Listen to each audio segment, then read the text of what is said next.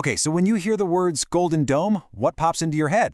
Probably something like this, right? A beautiful, shining landmark, a symbol of history, maybe government, or university. It's solid, it's real, it's something you can see and touch. Well, that was true until now. Because that name has just been taken for something completely, and I mean completely, different. So let's just break this down. On one side, you have the Golden Dome as a symbol, a real, physical thing built with gold and a whole lot of civic pride. But on the other side, it's now the name for a shield, an invisible, multi-trillion-dollar defense system built for a type of war we haven't even fought yet.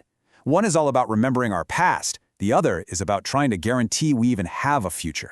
So the big question is, how on earth did this happen?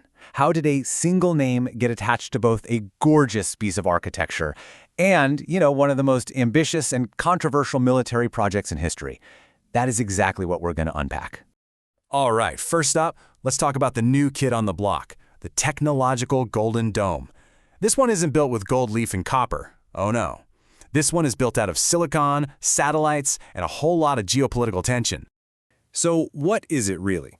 The Strategic Golden Dome is a massive, multi-layered missile defense system.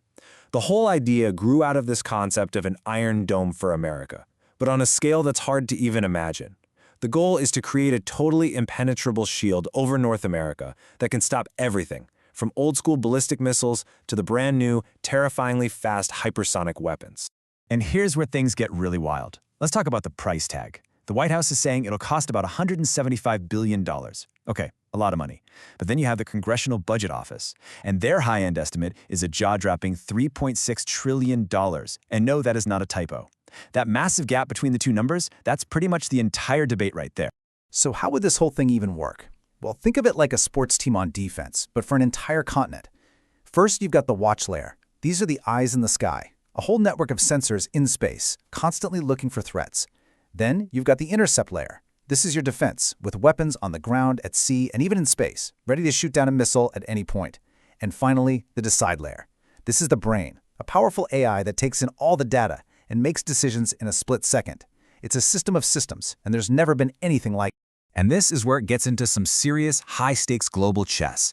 To make the shield work, the US needs one specific piece of real estate, Greenland. Why? Because the shortest path for a missile coming from Russia or China is right over the Arctic.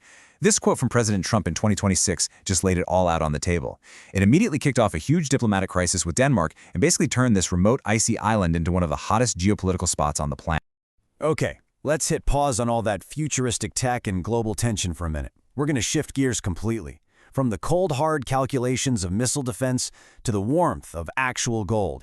And the amazing stories behind the original Golden Domes. These aren't symbols of anxiety, they're symbols of community. Just take a look at the Georgia State Capitol.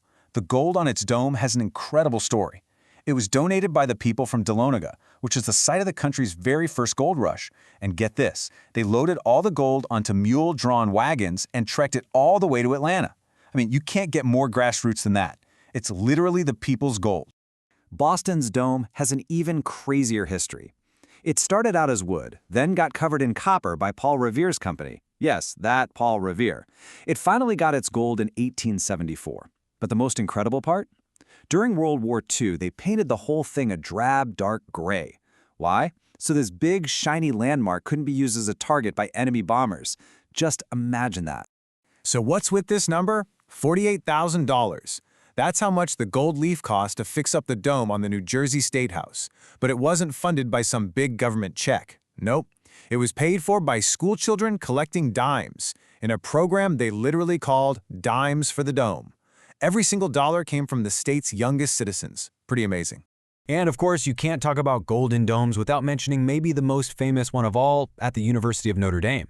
After a huge fire back in 1879, the founder, Father Sorin, insisted they rebuild it bigger and better and with real gold as a symbol of faith. It's been regilded about 12 times since then, renewing that original promise over and over again. Okay, so you see the picture now. We have two completely different ideas sharing the same name. One is an invisible, futuristic weapon, and the others are real, historic, and very tangible landmarks. So let's put them right next to each other and really see the massive difference between them.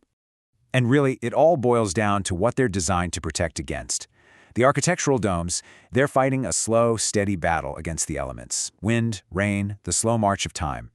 The strategic dome, on the other hand, well, it's being designed to stop the absolute worst things you can possibly imagine: hypersonic missiles, nuclear warheads, and terrifying swarms of drones. This chart just lays it all out so clearly. Look at the function: missile defense versus a place for lawmakers to meet. The cost, maybe $3.6 trillion from one giant federal bill versus state funds and literal dimes from kids. The materials, advanced alloys versus simple copper and gold. You see, this isn't just a difference in size or money. It's a totally different philosophy of what's worth building.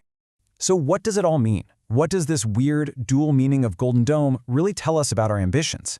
How can two things that are so different actually be reflections of the same basic idea? And here's the thing, I think. At their very core, both of these domes are about the same human desire: to build something that lasts and to protect ourselves from chaos. The beautiful state capitol domes are a shield against the slow decay of our history and our shared identity. The missile defense dome is a shield against sudden, total annihilation from the outside. One looks inward to protect who we were, the other looks outward to protect if we'll be. And that leaves us with one last big question to think about. When we use gold, this material that for all of human history has meant something is precious and eternal, what are we really trying to save? Are we using it to wrap up the symbols of our celebrated past, or are we melting it all down to forge a shield for a deeply uncertain future? It's a question that really gets to the heart of what we value most: